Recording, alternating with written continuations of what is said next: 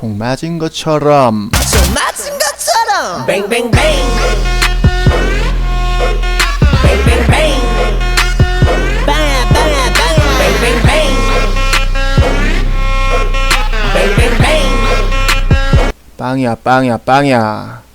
자, 오늘은 3학년 5반 김대환 군의 신청곡 빅뱅의 뱅뱅뱅으로 시작합니다. 사실 역사 수업인데 무슨 음악 방송처럼 돼버렸네. 자, 교과서 16페이지부터 17페이지까지고 오늘은 드디어 조선이 다른 나라와 친구하자는 나라의 문을 열게 됩니다. 지난 시간에 대원군이 통상수교 거부 정책을 펼쳤는데 대원군이 10년 동안 집권하고 물러나게 되고 고종이 이제 실제 권력을 잡고 정책을 진행해 나가는데 이제는 아버지의 정책을 폐기해야 될 수밖에 없는 상황에 놓이게 됩니다. 자, 그래서 오늘은 조선이 맺은, 근데 그 조선이 힘이 약했기 때문에 다른 나라와 대등한 관계에서 조약을 맺는 게 아니라 굉장히 불평등하게 조선에게 불리한 조약을 맺게 됩니다. 그 조약 두 가지를 알아봅시다. 자, 먼저 일본과 맺은 강화도 조약이라고 합니다. 우리나라가 다른 나라와 최초로 근대적인 조약을 맺게 되는데 최초의 조약이 바로 이 강화도 조약이고, 이 강화도라는 곳은 여러분 굉장히 중요한 지형인데 지형적 위치를 가지고 있는데, 자, 여기가 서울이고 조선일 때는 한양이었죠. 한양. 여기가 강화도입니다. 강화도. 강화도라는 이곳은 이 한강을 따라 서울로 들어가는 데 있어서 어떤 대문 같은 역할을 하는 대문입니다. 대문. 강화도가 뚫리게 되면 강화도가 뚫리게 되면 서울이 뚫리게 되는 지형입니다. 그리고 강화도라는 곳은 여러분 고려시대 때도 이제 몽골군이 쳐들어왔을 때 강화도로 대피하기도 하고, 또 병자호란 때도 청나라 군대가 쳐들어왔을 때 대피하기도 했던 굉장히 중요한 곳인데 여기를 일본 애들이 여기를 신미양요 때, 병인양요 때 다 강화도를 침입했었죠. 일본 군도 여기 와서 시비를 겁니다.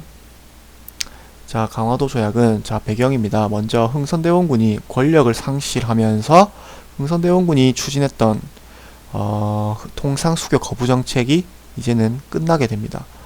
그리고 일본은 우리보다 앞서서 다른 앞선 문물을 받아들이고 있었고, 그로 인해서 새로운 신식 무기를 장착한 강력한 군사력을 가지고 있었는데, 자, 이 운요 사건이라는 일본배입니다.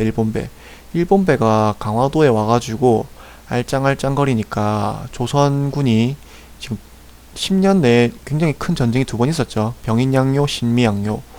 자, 조선군 눈에는 어떤 이상한 수상한 배가 와가지고 강화도 주위를 알짱알짱거리니까 물러나라고 멀리서 총을 빵야 쏘니까 이제 일본 군도 거기에 대응 사격을 하면서 이제 이 사건이 터지게 되는데, 일본인들은 사실 일본이 잘못했죠. 남의 나라 영토에 들어와가지고 함부로 알짱알짱거리니까 당연히 그 나라 군대는 총을 쏠 수밖에 없는데, 일본이 여기서 시비를 걸기 시작합니다. 우리가 힘이 더 센데 너네 같은 애들이 우리한테 총을 쏘다니. 그래서 조선 정부에다가 이거를 빌미로 개항을, 너희 문 열어라. 그래서 조선은 새로운 이제 조약을 맺게 됩니다. 최초로 근대적인 조약입니다.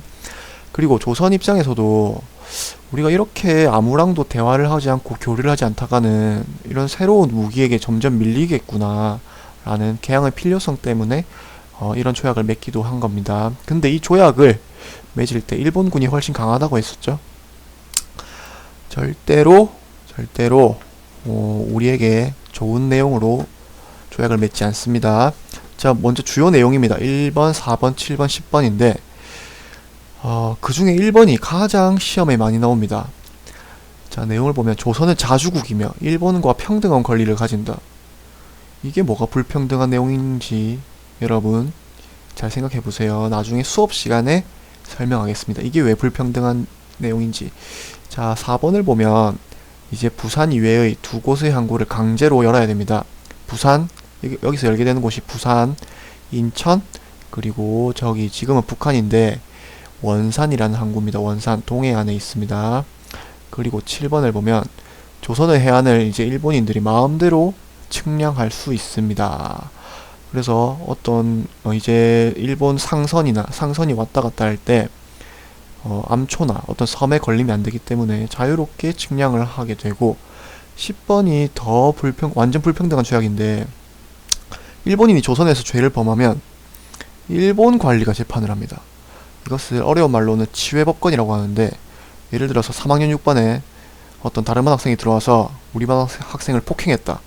그러면 내가 그 학생을 처벌하고 싶은데 다른 반 선생님이 데려가서 그 선생님이 처벌을 하겠다는 겁니다.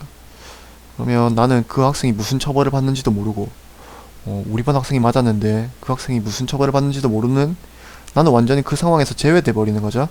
그래서 일본 관리가 아무래도 재판을 하게 되면 법을 가볍게 집행할 수밖에 없겠죠. 이게 끝이 아닙니다. 자, 조선에서 일본 화폐를 사용해도 된다 이제는.